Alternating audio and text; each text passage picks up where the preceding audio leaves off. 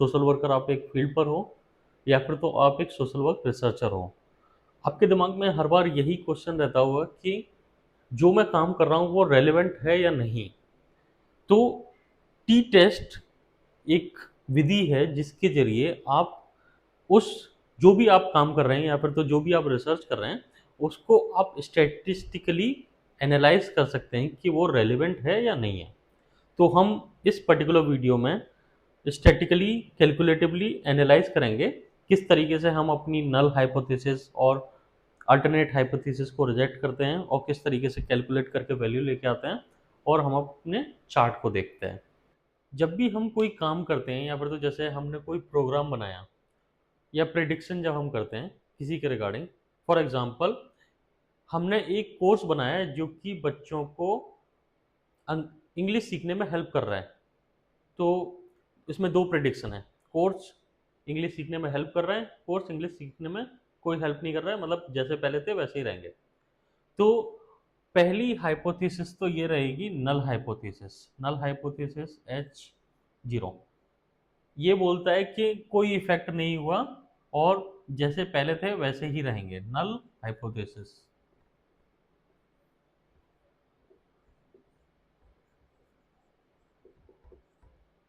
और दूसरी हाइपोथेसिस होती है अल्टरनेट हाइपोथेसिस, मतलब कि थोड़ा बहुत डिफरेंस आया, चाहे कितना भी डिफरेंस आया, अगर वो सिग्निफिकेंट डिफरेंस है तो हम उसको बोलेंगे alternate hypothesis.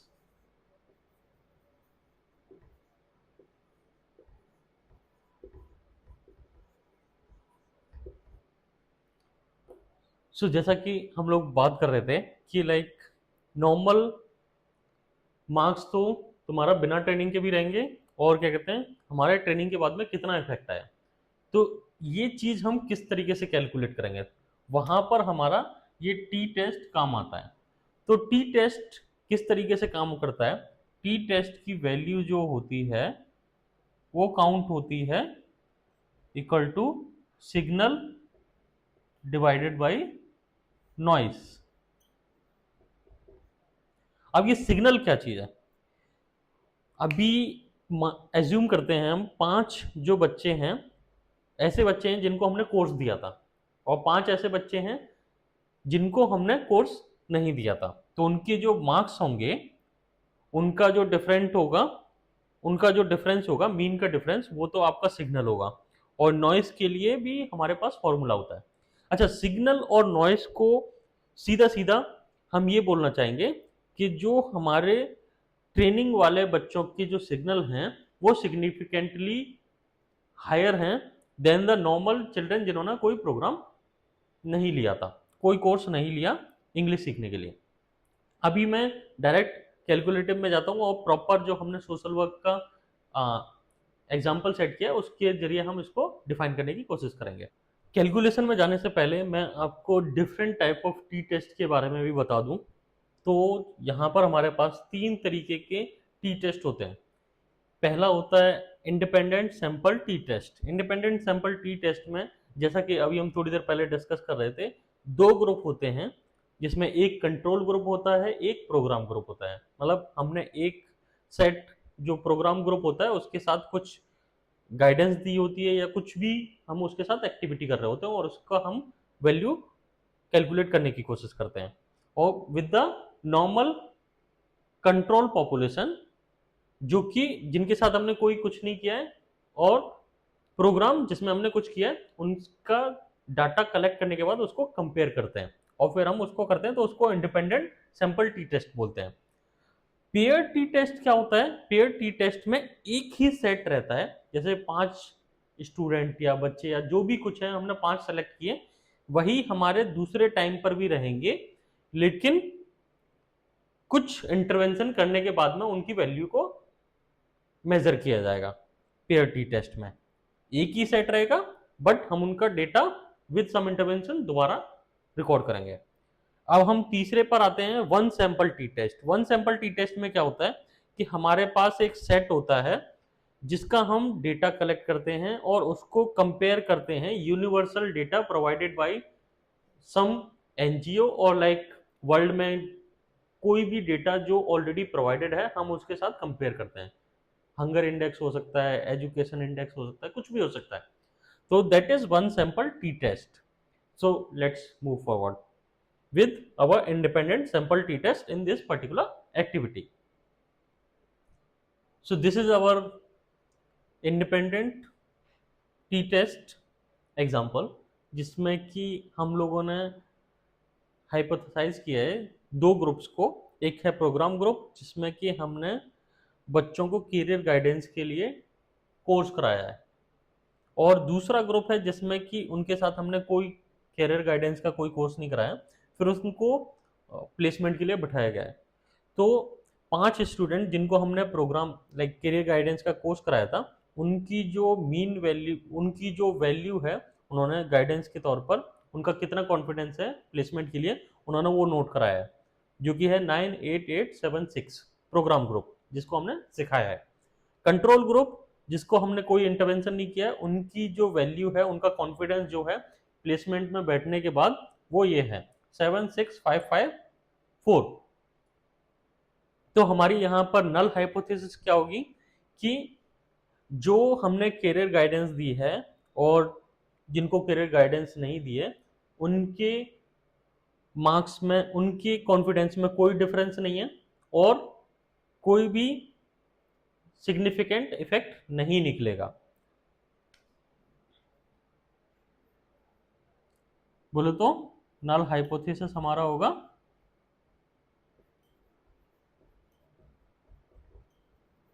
No significant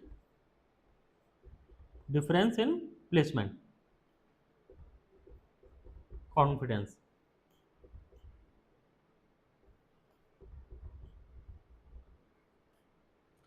But in case of alternate hypothesis, it will say like हाँ कुछ ना कुछ जो हमारा प्रोग्राम ग्रुप है उसमें उनके पास कॉन्फिडेंस है and they will perform significantly because of our guidance to these children.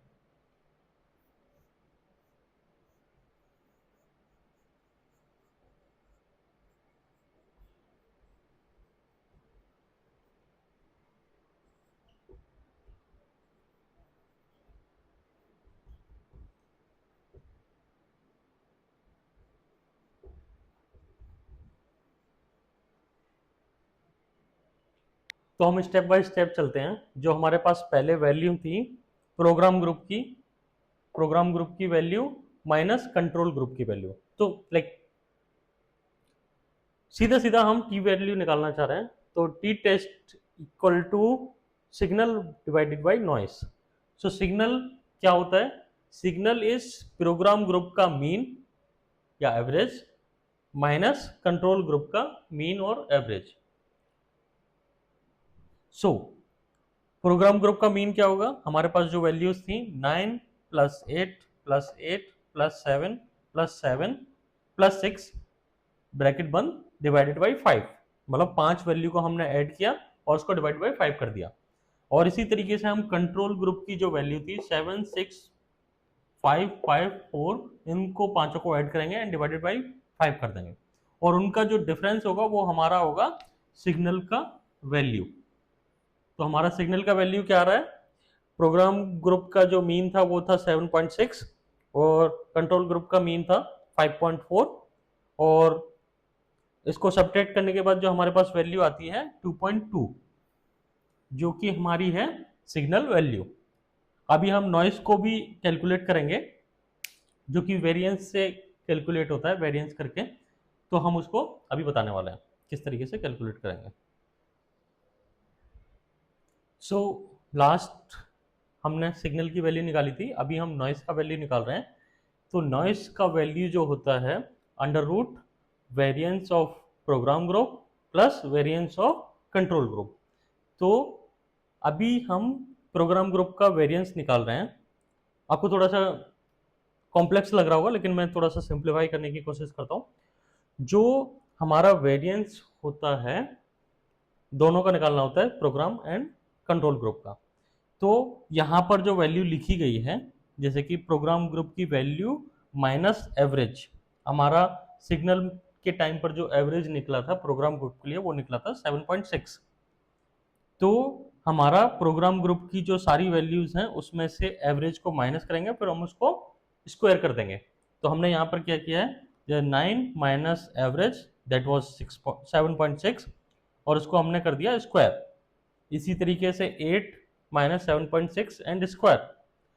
ये सारी की सारी प्रोग्राम की वैल्यू को एवरेज से माइनस करने के बाद में हम उसको स्क्वायर कर देते हैं और उसको डिवाइड कर देते हैं n माइनस 1।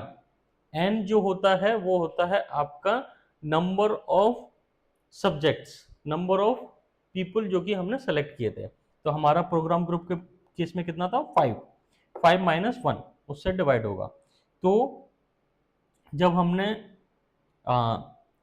उसको माइनस किया एवरेज वैल्यू को, तो हमारे पास आया 1.4। 9 minus 7.6 equal to 1.4 as well as 8 में से 7.6 गया 0.4। इसी तरीके से ये सारी हमारे पास वैल्यू आ गई। अब यहाँ पर आपको थोड़ा सा कंफ्यूजन हो रहा होगा कि ये माइनस की वैल्यू है, लेकिन जब हम उसका स्क्वायर रूट करते हैं, माइनस की वैल्यू या कुछ भी हो ब्रैकेट के अंदर अगर वो है तो उसका पॉजिटिव वैल्यू ही आता है। अगेन हम वेरिएंस को कैलकुलेट करेंगे कंट्रोल ग्रुप के केस में। तो जैसे कि हमारी जो वैल्यूज थी 7, 6, 5, 5, 4, तो हमारा जो एवरेज जो था कंट्रोल ग्रुप के लिए वो था 5.4। तो 7 minus 5.4 again 6 minus 5.4 and carry on. और जो हमारा नीचे जो डिवाइड करेंगे n माइनस 1, n था हमारा 5 कंट्रोल ग्रुप के केस में भी, तो n माइनस 1। और इसी तरीके से जो वैल्यू निकल के आएंगी इनको माइनस करने के बाद 1.6, 0.6, 0.6, 0.4 एंड माइनस 1.4, इन सभी का स्क्वायर रूट करेंगे, प्लस करेंगे और divided by 5 minus 1 that is equal to 4, जो कि यहाँ पर आ गया।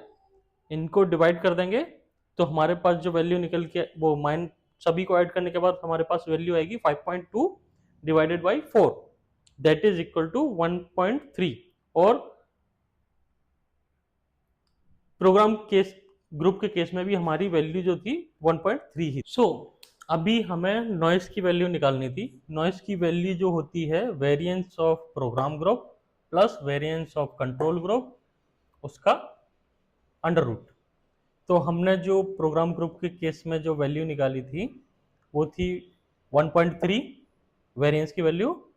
Now here we have in formula that variance of control group program group divided by their n numbers. Program group के केस में थे 5, 1.3 divided by 5 plus again control group के case में भी 1.3 हमारी वैल्यू आई थी और जिसका डिवाइड हुआ था n2 से, n2 इज ऑल्सो 5। तो इन दोनों की वैल्यू को डिवाइड करके हमारे पास जो आएगा वो आएगा 1.3 divided by 1.3 divided by 5 equal to 0.26। Again 0.26 इनको जोड़ने के बाद आएगा 0.52 जिसका अंडर रूट होता है 0.72 वैल्यू। तो हमारे पास नॉइस आ गया। अभी हमारे पास सिग्नल की वैल्यू ऑलरेडी है जो कि है 2.2। अभी हम टी टेस्ट की वैल्यू निकाल सकते हैं। टी वैल्यू निकालने के लिए क्या चाहिए होता है, सिग्नल और नॉइस। तो हमारे पास सिग्नल की वैल्यू पहले ही हम निकाल चुके हैं जो कि है 2.2 और नॉइस की वैल्यू अभी हमने जो निकाली है वो है 0.72। तो T value equal to 2.2 divided by 0.72 that is 3.05। तो अभी हमारे पास टी वैल्यू आ गई, लेकिन इससे क्या पता चल रहा है, टी वैल्यू का पता करने के बाद हम इसका सिग्निफिकेंट वैल्यू पता करते हैं टी चार्ट में। टी चार्ट जो होता है वो प्री डिसाइडेड होता है जो कि आप स्क्रीन पे अभी देख सकते हैं। और टी चार्ट में हम अपनी वैल्यू को देखते हैं कि हमारी वैल्यू सिग्निफिकेंट है कि नहीं। तो टी चार्ट को निकालने के लिए जैसे कि उसमें दो, एक अल्फा है एक है ना दूसरा एंगल है, तो हम कैसे फाइंड आउट करते हैं। तो जैसे कि हमारे पास प्रोग्राम ग्रुप में कितने पार्टिसिपेंट थे, 5, और हमारे पास कंट्रोल ग्रुप में कितने पार्टिसिपेंट है, 5। तो उसका है ना जो डिग्री ऑफ सिग्निफिकेंट है वो निकल के आएगा n-1 plus n1-1 plus n2-1, और जो हमारे पास ये निकल के आएगा वो होगा सिग्निफिकेंट वैल्यू। तो अगर हमारे पास 5 पार्टिसिपेंट इसमें थे, 5-1 plus 5-1 equal to 8, like for the simplifying this, 4 plus 4, 8, and तो ये जो हमारी निकली आई डिग्री ऑफ फ्रीडम, जो आप चार्ट में देखेंगे तो हमें चार्ट में 8वें नंबर पर जाके, और हमें सिग्निफिकेंट वैल्यू कितने में देखनी है, हमें सिग्निफिकेंट वैल्यू देखनी है कि 0.05 से कम होगा तो हमारी वैल्यू जो है अल्टरनेटिव हाइपोथेसिस को प्रूव करती है। तो हमारी जो वैल्यू है वो निकल के आएगी 8 फ्रीडम पर, आपको चार्ट में दिख रहा होगा 2.31, higher than the 2.31. So we will say that our alternative hypothesis is true. Hence जो हमने प्रोग्राम ग्रुप बनाया है गाइडेंस के लिए स्टूडेंट्स के लिए, वो हमारा सही है और वो स्टूडेंट्स की गाइडेंस के लिए हेल्प कर रहा है। सो इसी तरीके से हम जो भी प्रोजेक्ट करते हैं, अगर हम उसमें से न्यूमेरिकल वैल्यू निकाल पाएं और टी टेस्ट के जरिए हम उसको प्रूव कर सकते हैं कि वो सिग्निफिकेंटली पॉजिटिवली इंपैक्ट कर रहा है इन द रियल वर्ल्ड। क्योंकि जब हम कोई भी प्रोग्राम को एग्जीक्यूट करते हैं तो हम हर बार उसको ये नहीं दिखा पाते हैं कि हाँ रियल वर्ल्ड में इसका किस तरीके से इम्पैक्ट आ रहा है। तो टी टेस्ट हमारा उस पर्टिकुलर पर्सपेक्टिव में हेल्प करता है वैल्यू दिखाकर कि हाँ this is making a difference in the real world.